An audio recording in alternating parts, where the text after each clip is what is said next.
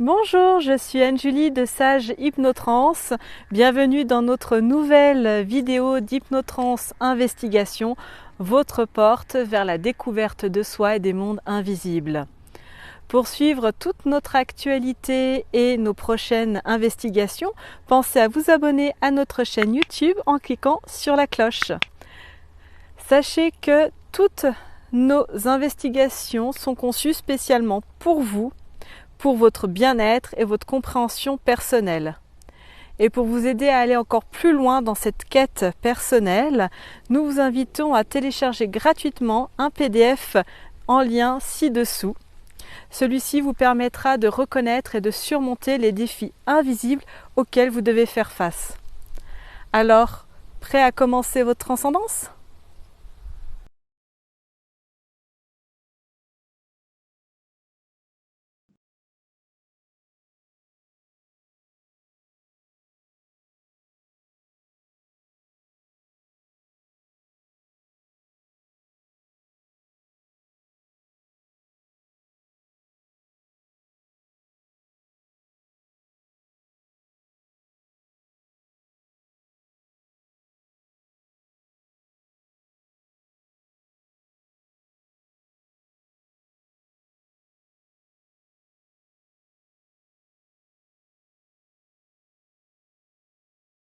Et puis on ira explorer aussi à ta demande ce qui se passe, on va dire, sous DMT.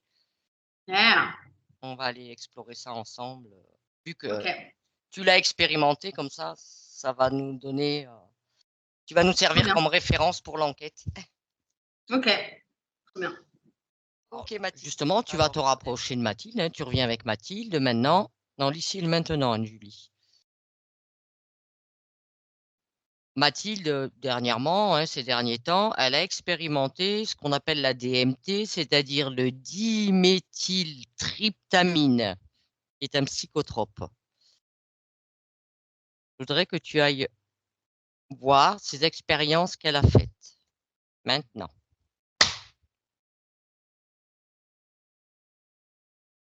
J'en ai deux. Si tu peux, va dans l'ordre des choses. Va à la première. Non, mais en fait, c'est. Alors, déjà, le DMT, je vois la molécule. Oui. C'est une molécule, je vois, qui est synthétisée. Tu peux la trouver dans un état naturel. Je vois des plantes. Je vois deux plantes. C'est quoi comme plante? Il y en a une, j'ai l'impression qu'elle fait des fleurs. J'ai un mot. J'arrive pas à dire le nom. Mais en tout cas, il y a des plantes comme si c'était. On pouvait en trouver à l'état naturel. Je vois l'épiphyse dans le cerveau humain aussi qui s'allume. Mais c'est une très faible quantité, mais c'est présent. Donc il y en a en Tu veux fait. dire à nous, dans ce que l'on est, dans notre corps physique, on a cette substance de présente. Oui, c'est produit dans D'accord. l'épiphyse. D'accord. Et donc, le fait tu observes cette substance, le fait de... Et je vois que c'est produit aussi chez certains animaux. J'ai des cétacés. D'accord. La prise, Anne-Julie, de DMT, est-ce que, on va dire, ça amplifie au niveau de cette épiphyse? Qu'est-ce qui se passe exactement? Parce que je vois que la DMT, c'est de la poudre ou des cristaux. Ça s'absorbe que par. Tu peux pas la manger comme ça, ni sniffer, ou je sais pas comment te dire ça, parce que ça serait dégradé. En fait, c'est comme si ça tenait pas, ça se dégrade. Il faut un peu d'humidité, de la vapeur avec. C'est pour ça que c'est C'est quelque utilisé dans chose des cigarettes d'inhalé. électroniques? Oui, parce qu'il y a ce côté inhalation. Ouais, d'accord, même dans des Heu, pipes à eau apparemment. ah ben, tu vois? C'est ce côté, je vois inhalateur. Inhalateur pour avoir l'humidité et que ça ne se détruit pas. Heu, Au contact de l'humidité. Ça non, garde toutes ses non, propriétés. dans l'humidité, en fait, c'est ce qui permet de faire tenir les propriétés Ouais. de la DMT. Sinon, Mmh. c'est dégradé dans l'organisme par tout ce qui va être suc gastrique, par exemple, si tu avales ça comme ça, voilà. Il y a quoi d'autre, est-ce qu'il y a d'autres composés qui sont rajoutés, on va dire, à cette plante? Ah non, tu Est-ce me parles de la DMT, donc je suis uniquement sur de la DMT. D'accord. Non, mais ce que je veux dire, quand tu consommes ça, c'est un produit pur? Il y a vraiment que ça dedans ou est-ce qu'il y a Bah, en plus? ça dépend.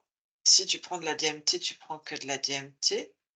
Si tu prends de la DMT associée à autre chose, je vois des fois, ils font des mélanges même avec, de la MDMA là, D'accord. MDA et là, c'est toxique, c'est encore différent, c'est pas la même chose.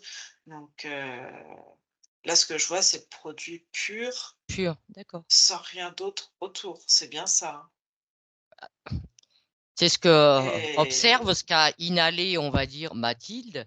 Normalement, c'est ça, oui, non, mais c'est ce que je dis, hein? c'est pour ça que tu me demandes s'il y a autre chose, tu peux mettre d'autres choses, mais là, il y a que ça. D'accord. Ce que je vois, c'est ça vient interagir directement sur, j'ai la plasticité, cérébrale, neuronale. Ça coupe ça coupe le mental. C'est comme si ça mettait la personne en état de transe, profonde, intense. Je vois à nouveau la zone de l'épiphyse qui, comme s'allume. Si tu fais un scanner de la Mmh. tête, tu vois, une IRM, c'est comme si l'épiphyse, pardon, s'allumait encore plus intensément et que se créaient d'autres, d'autres connexions neuronales ou cérébrales ne passant pas avec, avec le côté mental très Ouais. cognitif. Voilà. C'est Ça crée en fait d'autres, connexion, c'est ce que m'a exprimé Mathilde. Elle a vraiment senti qu'elle avait des connexions, des nouvelles connexions qui se faisaient. et du coup, je vois partir, c'est comme si quand tu prends ça, tu as pas intérêt à être debout en train de marcher et même assis, tu as intérêt à t'allonger parce que je vois le corps, les jambes, c'est comme si tu coupes une certaine partie, heu, consciente et que la marche, c'est un mécanisme qui devient inconscient, mais Oui. à la base, par exemple, hem, respirer, hem le fonctionnement du cœur, Mmh. c'est quelque chose d'inné et qui est devenu, complètement naturel et fait partie de la des ca c'est même pas inconscient, mais c'est quelque chose d'inné. La marche, tu vois, à défaut, c'est quelque chose de très conscient pour comprendre. Après, ça devient inconscient et tu vas pas chercher à savoir quelle partie du cerveau tu fais Oui, fonctionner pour marcher, bouger tes bras et cetera. Et toutes ces parties qui sont, acquises et qui deviennent presque innées, mmh, et ben, c'est comme si tout ça, ça disparaît, ça se coupe. ça se coupe parce que ça vient dans la partie consciente, tu vois? Mentalisée et du coup, c'est comme si tu devenais, un corps, un corps inconscient, je sais pas comment te dire ça et ton cerveau déconnecte, en fait, de la partie consciente réelle. Et tu peux avoir une projection, une nouvelle carte. J'ai comme une nouvelle carte de ton corps, ou même une prise de conscience de ton corps.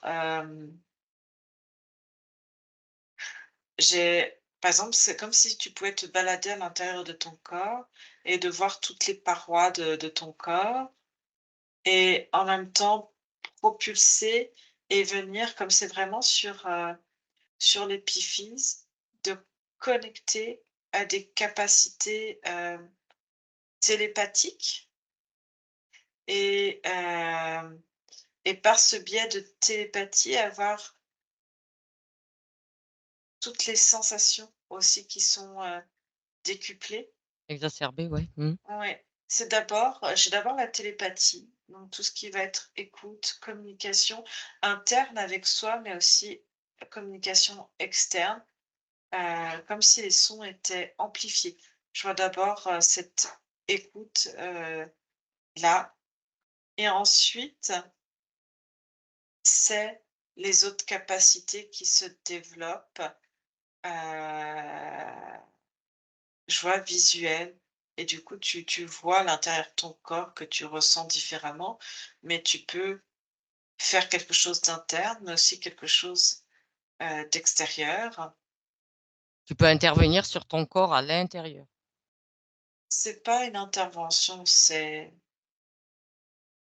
comme une grande compréhension interne du corps. Après tu peux te balader, mais c'est un grand mot, où tu veux, où tu as l'envie d'aller. Est-ce que ces nouvelles connexions neuronales qui se font, Julie, est-ce qu'elles sont pérennes après dans le temps? Ou est-ce qu'elles sont juste présentes, le temps, on va dire, de un temps Alors, imparti de cette consommation? je vois quelque chose, comme c'est induit, ce n'est pas, et que ça ne vient pas d'un apprentissage, tu Oui, vois? C'est là, et c'est parce que ça n'est pas un apprentissage, ça n'arrive pas à se pérenniser. d'accord. Ce que je vois de la DMT, c'est un effet, alors ça dure 7-8 minutes, quelque chose Mmh. comme ça. Du coup, comme toutes les perceptions sont exacerbées, c'est comme si c'est comme un rêve éveillé, ou pour certains, selon à ce que tu connectes, ça peut même être quelque chose de flippant. Je vois des personnes, qui font comme un cauchemar Mmh. éveillé, et après ça s'estompe à la fin. Mais tout dépend de la compréhension, c'est-à-dire que je vois des personnes, même si les connexions, hem, après se diminuent et s'estompent, Mmh. hem, ça peut être, si c'est vécu de manière très traumatisante, L'information peut heu, rester. l'information du traumatisme et les peurs induites peuvent rester. Hem Et ça, même dans le corps, en fait, avoir une déconnexion, même après, même si tu reviens dans le réel, quelqu'un qui aurait déjà des troubles, psychologiques ou autres, ça Mmh. pourrait être très compliqué, et même après, je vois des personnes, qui ont du mal à sortir, et cette réalité exacerbée, parce que c'est quelque chose de très intense. Mmh.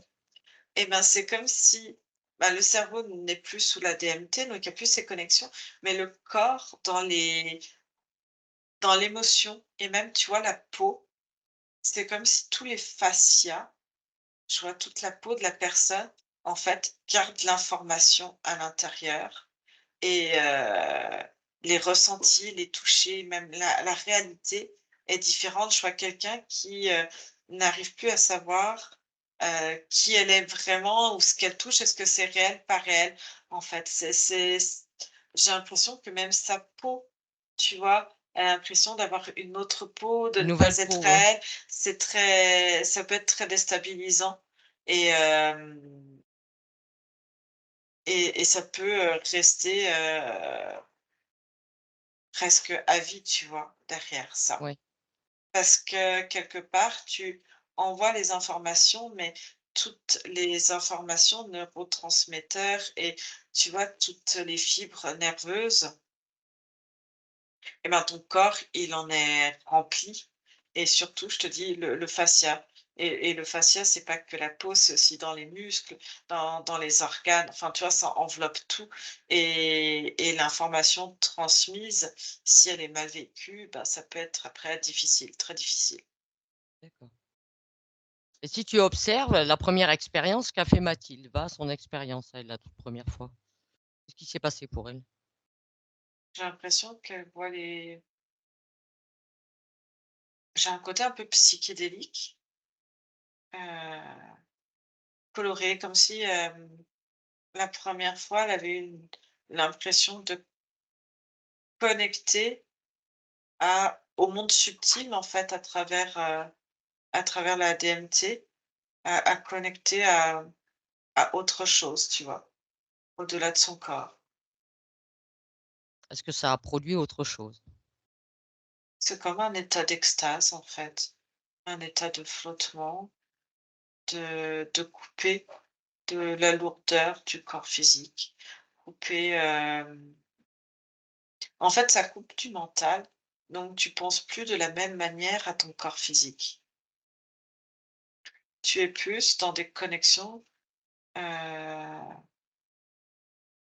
superficielles, mais superficielles dans la matière et connexion à autre chose, tu vois? D'accord. Et elle a fait aussi une deuxième expérience. À cette deuxième expérience, va à cette Je vois que sur la deuxième expérience, comme elle a compris, le je ça, fonctionnement? le fonctionnement, elle y est allée, c'est comme si la première, elle y allait pour, tester en sachant, en s'étant renseignée, documentée un petit peu avant, et la deuxième, j'ai l'impression, c'est comme poser, des intentions et comme si elle s'était posée l'intention, heu, j'ai de s'auto-nettoyer, de se libérer, de s'auto-nettoyer. C'est les mots qui me viennent, tu vois? Alors, est-ce qu'il y a vraiment eu observe vraiment qu'est-ce qui s'est passé, elle? D'étapes? Est-ce que ça a permis de libérer vraiment certaines choses? Et c'est là que, tu vois, c'est quand je te dis de pénétrer à l'intérieur de son corps, c'est presque ça. Autant la première c'était plus sur des informations extérieures et là, vraiment sur quelque chose d'interne et je comme s'il y avait une volonté de faire un reset de son corps, des informations emmagasinées, de choses qui, hem, ne lui appartiennent plus, des choses qui sont devenues inutiles ou trop pesantes et aussi les informations par contact d'autrui même, tu contact d'autrui parce que tu touches quelqu'un ou que tu as des relations avec, Mmh, ça emmagasine et c'est comme si elle avait voulu se nettoyer de toutes ces informations, de toute mémoire, de toute chose en fait pour, ouais, comme si elle avait voulu faire un reset en fait de son état interne et c'est comme si elle était partie consciemment avec ces intentions-là et de les faire migrer et c'est comme si elle s'était auto-dirigée et que d'elle-même, elle avait fait une introspection de son corps et pour aller évacuer les informations. d'accord. Elle dit, elle, avoir senti vraiment qu'elle avait évacué de la douleur, de la souffrance. Elle a notamment apparemment pleuré, crié, extériorisé des choses et donc c'était de la libération, du nettoyage. C'est des choses en fait que le mental aussi bloque et que là, comme le mental est coupé et que c'est vraiment l'expression, heu, l'expression de l'épiphyse, dans tout ce qui est, interconnexion, connexion au subtil, connexion profonde à soi. Mais il y a aussi du coup la possibilité à toute, les autres zones inconscientes du corps qui sont bloquées. Et quand j'ai inconscient, c'est pas que l'inconscient enfin, mental, c'est aussi Mmh. les mémoires, les choses qui sont difficiles à sortir et à libérer. Parce que bloqué par le mental, là, ça s'est fait en fait. D'accord. C'est comme si, en fait, il fallait aussi être capable d'accepter un lâcher prise total, en fait. Faut être prêt à Voilà. ça avant. Oui, Mmh. Mathilde m'a exprimé que elle a dit que ça a duré encore 7 jours après. Que toutes les nuits, son corps, hein, beaucoup de mouvements, des mudras, comme elle m'a dit, comme elle m'a exprimé qu'elle faisait des mudras. Il y avait encore quelque chose qui se passait. oui. Donc l'effet est encore présent? C'est pas forcément l'effet, mais comme elle a libéré de l'information et que le corps accepte aussi, le mental est prêt aussi à accepter de libérer, il y a des choses qui peuvent se libérer instantanément d'un claquement de doigts. Mmh. Et puis, il y a des choses qui ont besoin de continuer de se réinformer. Donc c'est pas l'effet de la DMT en Mmh. elle-même, mais c'est Une comme la continuité. continuité d'un Mmh. processus qui se met en place. Et les mudras, en fait, je vois ça dans la médecine indienne Mmh. Ayurvédique. ayurvédique. Ayurvédique. C'est comme la même chose quand on parle des méridiens en Mmh. médecine chinoise. Bon, c'est ou qu'on fait du qigong ou des choses comme ça, c'est, solliciter son énergie et la déplacer en fait pour, ouais, pour relier, pour harmoniser, pour libérer. D'accord. Et cette durée de 7 jours, elle est spécifique à Mathilde ou ça se produit pour tout le monde? Ça dépend dans quel cadre tu fais ça. Heu, le 7 est quelque chose de très symbolique et pas il n'y a rien de hasard Mmh. de toute façon et heu et parce que ça vient, je te dis, connecter à l'épiphyse et je la vois vraiment connectée à cette information qui est là et je vois toute une symbolique en fait, quelque chose de renouveau, heu et c'est quelque chose même qu'on voit dans certains soins quand c'est vécu intensément. D'accord. Oui, donc c'est propre à chacun, mmh. C'est 7 et après 21. Et il est dit qu'apparemment, il y aurait zéro accoutumance à ce on va dire au diméthyltryptamine. Excusez-moi, j'ai du mal avec ce mot.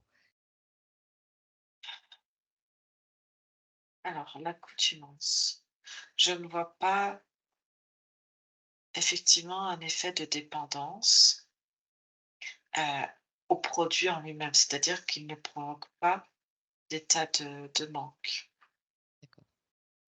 Heu, par contre, ce que je vois, c'est l'état procuré est tellement particulier et jamais difficile d'aller dans des états de transe, à ce stade, sans avoir, tu vois, un entraînement. Quelqu'un qui s'entraîne pourrait y accéder, mais ça demande un effort quelque part et alors que là, c'est en instantané, et c'est ce côté instantané et un petit peu planant, heu, qui va faire qu'on ait envie d'y retourner. Tu vois? Ouais. C'est pas de l'accoutumance par rapport au produit, Mmh. mais c'est l'envie de retourner dans cet état sans avoir d'effort à faire, qui peut, donner l'envie d'y retourner régulièrement. Quelqu'un qui irait Voilà. régulièrement, est-ce que ça peut générer quelque chose, Anne-Julie? Est-ce qu'il y aurait des risques ou pas? En fait, alors, il y a des risques, que ça soit ce que je vois en termes, de chronicité ou non, il y a, même si c'est faible, un risque, de décès, je vois par risque de pression d'augmentation de pression artérielle et du coup, on peut entraîner des risques cardiovasculaires. Donc il y a un risque, de mortalité qui est faible, mais qui existe. Il y a un risque de déclencher aussi, heu, des troubles, derrière, heu, de l'ordre de la psychiatrie parce que des déconnexions de la réalité qui peuvent perdurer après derrière. Heu, voilà, c'est vraiment quelque chose heu, de pas anodin. C'est-à-dire quelqu'un qui aurait déjà des troubles, schizophréniques, qui aurait déjà fait des bouffées délirantes aiguës, des choses Mmh. comme ça ou même bipolaires, faire très attention. Ouais, éviter Même, d'aller là-dedans. Mmh. c'est ça, ouais. Après sur quelque chose de chronique, quelqu'un qui irait régulièrement, c'est de savoir pourquoi, c'est-à-dire y aller pour avoir tous ces effets, pour avoir ça. La question qui s'affiche, c'est plutôt pourquoi, avoir besoin de revenir? Qu'est-ce que ça à quoi ça vient répondre, en fait? Mmh. Est-ce que ça vient répondre à un besoin bien spécifique?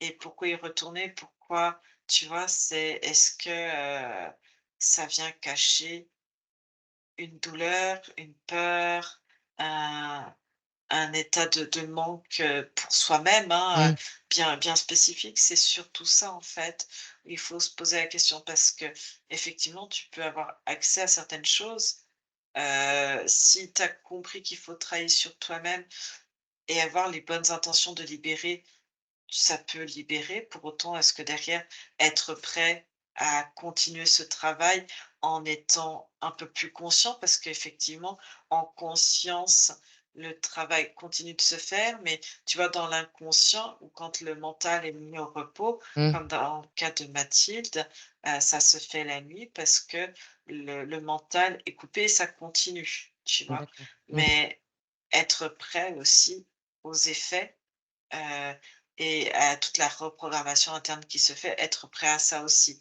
tu vois? Oui. À ne pas mettre Donc entre les mains de tout le monde, quoi. ah non, surtout pas. Et peut-être à éviter dans un but récréatif, parce qu'apparemment ça se consomme aussi dans un but récréatif, oui. Oui, parce que les il y a ce côté planant, Mmh. ce côté, je te dis, ça coupe et les gens, ils vont d'un côté récréatif parce qu'effectivement, il y a pas d'état de manque derrière. Mais si tu vas dans un but récréatif, pourquoi tu as besoin de ça? Oui, Toi, ce n'est pas, tu n'arrives pas à y aller naturellement et qu'est-ce que tu bloques psychologiquement, mentalement pour ne pas accéder à des états de bien-être oui, profond, en na fait? et naturellement. Mmh. Oui, donc après les risques sont un peu comme tous les psychotropes. Ouais. Est-ce que ça a cette con ce enfin, on va dire ces 2 expériences qu'a fait, Mathilde, est-ce que ça peut être en lien ou pas avec la fatigue qu'elle a ou pas? Ou est-ce que sa fatigue est liée à toute autre chose? Est-ce que tout ce travail peut nous fatiguer? C'est oui, ça peut fatiguer, mais chez Mathilde, il y a d'autres choses plus complexes, hein. Il y a d'autres choses, son parcours, en de vie depuis 6-8 mois maintenant, voilà, Anodin, c'est oui. pas anodin non plus, Mmh. quoi. Mais en soi, oui, heu, ça pourrait fatiguer le corps dans le sens où, si on y va dans un but, de travail interne sur soi et que ça demande des changements, heu, ça demande de l'énergie aussi, hein, Mmh. de toute manière. Effectuer ces changements, c'est certain. Ouais. Elle me dit que pendant la deuxième prise, elle a parlé avec quelqu'un, voudrait savoir avec qui. Elle a eu un contact apparemment, voudrait savoir avec qui. Parce qu'elle n'en a gardé par contre aucun souvenir. C'est ce que je veux dire. C'est comme si c'était quelqu'un qui lui avait dit ou je sais pas, c'est bizarre. Moi, on lui a dit qu'apparemment, elle Est-ce qu'elle aurait, parle? ouais, Mais en fait, je la vois surtout, alors ce que je vois au niveau de son âme, c'est comme si elle avait fait une enveloppe, un peu comme une bulle de protection autour du corps, parce que le corps est complètement,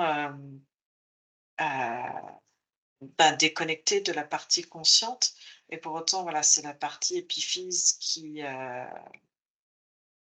qui s'alimente, mmh qui s'exprime, hem et que du coup, ça ouvre des connexions et c'est par rapport à ça, en fait, je vois la partie subliminale. En fait, je vois la partie subliminale de Mathilde qui, pour le coup, en fait, comme elle est, en harmonie avec elle-même, mh, va faire cette capsule, va faire cette enveloppe et c'est comme une communication profonde avec elle-même, tu vois? d'accord. Et quelqu'un qui n'aurait pas, son âme avec soi ou en tout cas en harmonie et autre, tu peux effectivement, Se connecter à autre connecter chose. ah oui, Parce que quand on fait ces prises, Anne-Julie, est-ce que, la partie subliminale, elle reste bien dans le corps ou elle sort et elle se met aux abords? non, je la vois qui dans le cas de quelqu'un qui est libre, hein, Oui, bien oui, évidemment. autonome, on est d'accord. Je vois, vraiment l'âme qui reste et en fait, c'est une préparation. Quand tu fais ça, dans un but vraiment, on va dire, de recherche Oui, de de pour soi faire et un cetera, travail. Mmh, faire un travail sur soi, c'est comme si tout est ton corps, tu le mettais et j'ai envie de te dire, avant de faire ça, bien poser les intentions. mmh. Tu vois ce que je veux dire? Hem, c'est c'est important. Oui, ce que je veux dire, c'est que on va dire C'est comme informer son corps. cette substance, Anne-Julie, elle n'éjecte pas la partie subliminale. Comme on voit, admettons, tu vois, quand dans les anesthésies générales, les parties C'est pas le subtiles même de mécanisme, c'est pas le même d'accord, mécanisme. d'accord. C'est pas du tout le même mécanisme. Heu, OK. C'est tout ce que Par je voulais contre, savoir. comme le corps est capable de connecter à, c'est comme si en fait tu vas vraiment sur l'épiphyse et tu déclenches ces connexions, extrasensorielles. Ça fait comme pas une sortie de corps, mais c'est un peu la même, heu, les mêmes choses. C'est-à-dire que, ton esprit en fait se détache, de la matérialité pour aller connecter à autre chose quand ça va se connecter ou alors vient encore plus à l'intérieur. Ça dépend, de ce que tu cherches en fait, ça dépend de plein de choses et ça peut être les 2 en même temps et ce que je vois, c'est comme l'énergie en fait qui est capable qui en fait, dépasse ses propres limites que tu te mets de dire: «Bah, moi je vois que ça» et du coup ça ouvre tous ces champs et tu es capable de voir plus Mmh, loin, d'entendre plus loin et de sentir plus loin. OK. C'est comme si ton corps n'avait plus de limites. Oui, ça t'enlève les barrières qu'on se met, volontairement ou involontairement de toute façon, C'est ça. ouais, ça fait comme je dis, je pense que ça doit enlever des filtres, des choses comme ça.